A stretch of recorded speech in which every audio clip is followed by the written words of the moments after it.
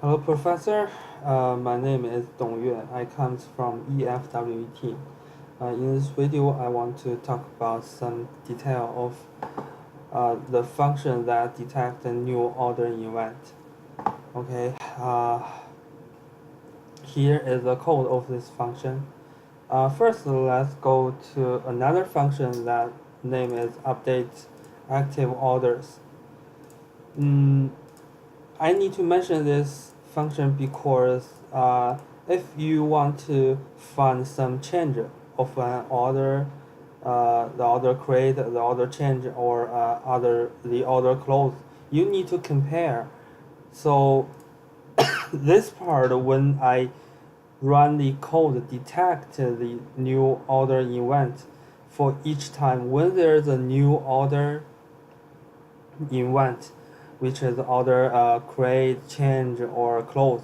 I need to record some important parameters or some important things for each order are still alive in the trade order pool.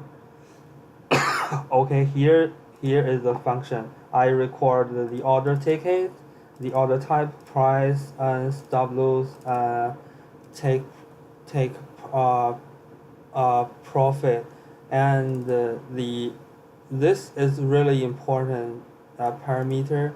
I just want to know if this order are still alive. So I will explain how it works later. And okay, this is the main part of the function new order event function.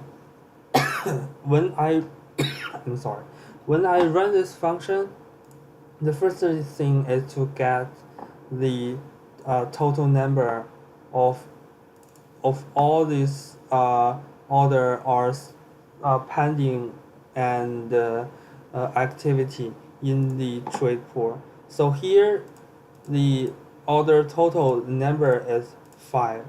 So I can use that number to go to check each of the order and to get each order's ticket.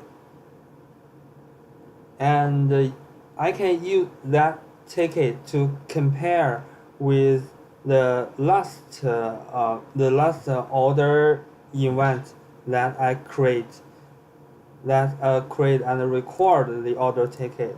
I want to compare them. That means there if there is a new order, uh, that means I record the ticket. There's a no ticket is totally the same as this new order ticket in that group that I have already recorded. So if there's a if I found this is a new order, I will return the ticket of this new order.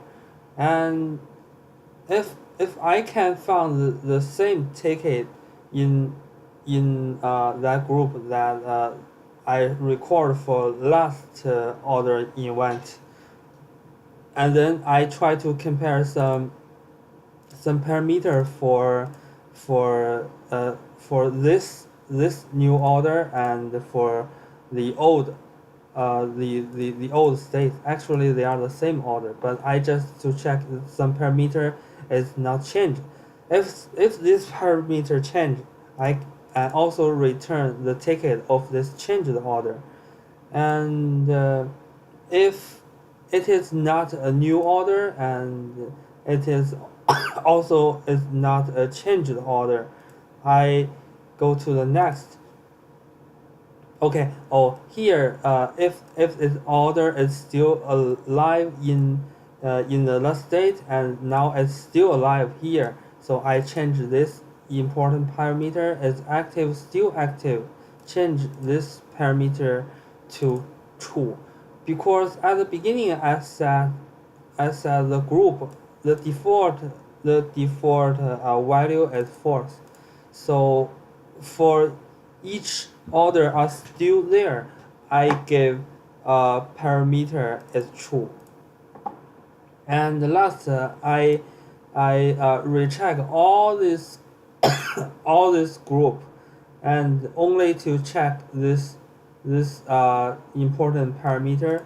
If that parameter for that order I have recorded is not being changed, that means this time, this current time, the order is not exactly live in this trade pool. So I can find some change. That means this order be removed from the trade pool. So now I get the the ticket and return it. And that ticket I already record in the last order event. So I just get it from I recorded order ticket. Okay. So this is the code of the order detect, and and here is how to run the new order event function. The onTicket is the main function of EA. So when the every ticket window, I try to go to run the new order function, and if the new order function return a -1, actually its default is a -1. You can check here. The default change is -1, and if it finally return a -1, that means there's no new order, no order change, and no order closed. So if it -1, I will do nothing. But if I found some change for the new order event, it will return a ticket, right? The ticket is always been a positive number. So I get that positive number and use that use the new value to get the ticket or that which order change. And with that one, I write another function to check if this order are in the trade pool, or in the account history pool. If this order in the trade pool, that means this order is still active or pending. If I can find this order in history pool, that means this order already been closed. So here, after discuss the order, which pool this order it is in, I can select the pool to transfer or to do other function to operate the order, use the special order ticket.